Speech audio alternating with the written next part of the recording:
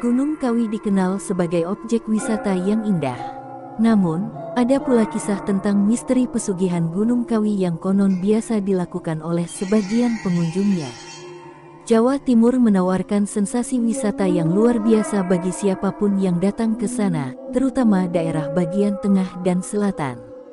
Alamnya yang sejuk dan tenang membuat daerah tersebut menjadi tujuan para wisatawan baik itu dari dalam maupun luar negeri.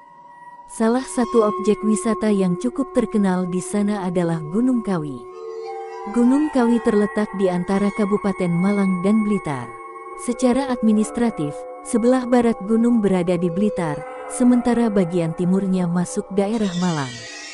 Gunung Kawi sejatinya bukan tempat wisata biasa karena ada pula kisah mistis di baliknya. Gunung Kawi kerap disebut sebagai tempat orang-orang biasa melakukan pesugihan. Pesugihan Gunung Kawi diyakini bisa mendatangkan kekayaan bagi orang yang melakukannya. Meskipun tentunya klaim ini tidak bisa dipertanggungjawabkan secara ilmiah, namun kisah tentang pesugihan Gunung Kawi sudah kadung beredar di masyarakat. Mitos pesugihan Gunung Kawi. Ada kepercayaan bahwa Gunung Kawi memang mendatangkan rezeki melalui ritual-ritual tertentu. Prasto Wardoyo, Anang Made Mahmudi, dan Hoirul Anam dalam Gunung Kawi, Fakta dan Mitos menulis bahwa kepercayaan tersebut menyebut jika seseorang melakukan ritual dengan rasa kepasrahan dan pengharapan yang tinggi, maka permintaannya akan terkabul terutama jika menyangkut kekayaan. Mitos inilah yang dipegang banyak orang. Salah satu tempat di Gunung Kawi yang kerap dijadikan lokasi ritual adalah Pesarean. Pesarean Gunung Kawi merupakan area pemakaman yang dikeramatkan. Makam ini adalah tempat Kanjeng Kiai Zakaria II dan Raden Mas Imam Sujono dimakamkan. Berdasarkan informasi yang dipublikasikan pemerintah Kabupaten Malang di laman resminya, Kiai Zakaria II yang juga dikenal sebagai Mbah Jugo dan Raden Mas Imam Sujono adalah tokoh bangsawan yang berperan dalam usaha melawan penjajah Belanda. Keduanya berjuang di bawah komando Pangeran Diponegoro. Kiai Zakaria dan Raden Mas Imam Sujono juga merupakan keturunan Kesultanan Mataram. Mbah Jugo adalah buyut dari susuhanan Pakubuwono yang memimpin Keraton Kertosuro pada tahun 1705 sampai tahun 1717. Lalu R.M. Imam Sujono adalah buyut dari Sultan Hamengkubuwono I sang pendiri Keraton Yogyakarta sekaligus pemimpinnya pada tahun 1755 sampai tahun 1892. Karena keberadaannya yang dikeramatkan, orang yang mendatangi Pesarean Gunung Kawi tidak boleh bertindak sembarangan, harus menaati sejumlah aturan. Prasto Wardoyo, Anang Made Mahmudi, dan Hoirul Anam lebih lanjut menjelaskan jika pengunjung harus mandi dan keramas sebelum memulai ritual doa di makam. Ada filosofi di balik aturan tersebut. Mandi dan keramas adalah simbol kesucian. Kewajiban untuk melakukan keduanya adalah simbol bahwa seseorang harus dalam keadaan suci lahir dan batin sebelum berdoa. Orang yang melakukan ritual di Pesarean Gunung Kawi lazimnya membawa uang atau sesaji untuk dibagikan kepada orang lain yang ada di sana.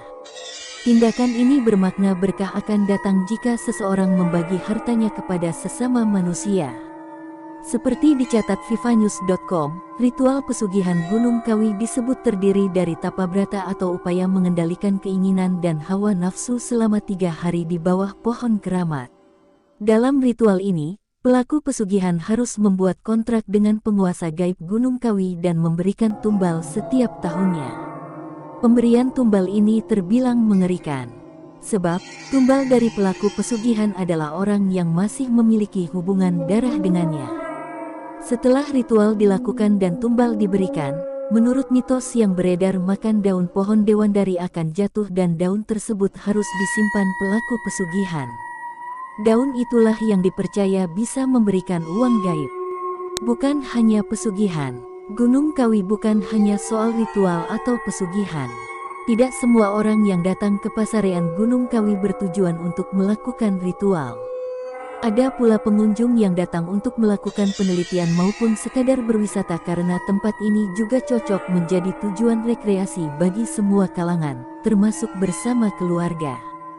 Hal menarik lain adalah akulturasi budaya Jawa dan Tionghoa yang ada di Pesarean Gunung Kawi. Banyak bangunan di pesarean Gunung Kawi berdiri dengan gaya arsitektur Tionghoa.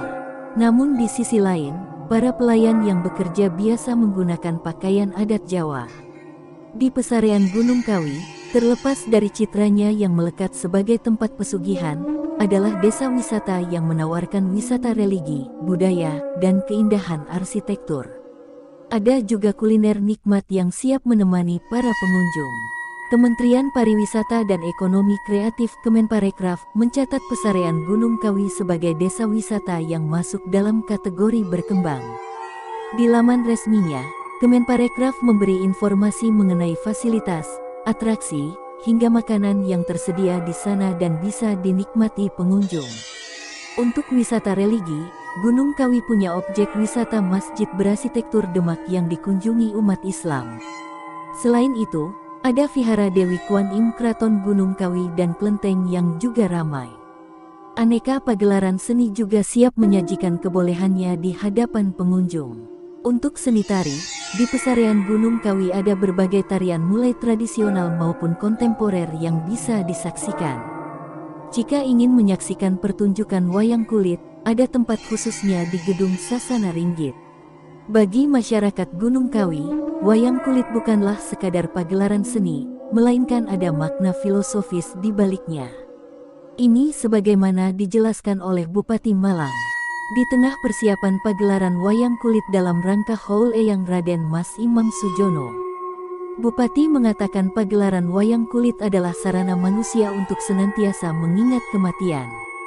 Dengan mengingat kematian, maka manusia akan senantiasa berupaya melakukan amal kebaikan untuk mendapatkan bekal di akhirat. Pemerintah sadar betul akan potensi yang dimiliki Gunung Kawi sebagai tujuan wisata. Tidak hanya pemerintah pusat melalui Kemenparekraf, pemerintah daerah pun tidak ketinggalan berupaya menjadikan Gunung Kawi sebagai salah satu penopang pariwisata.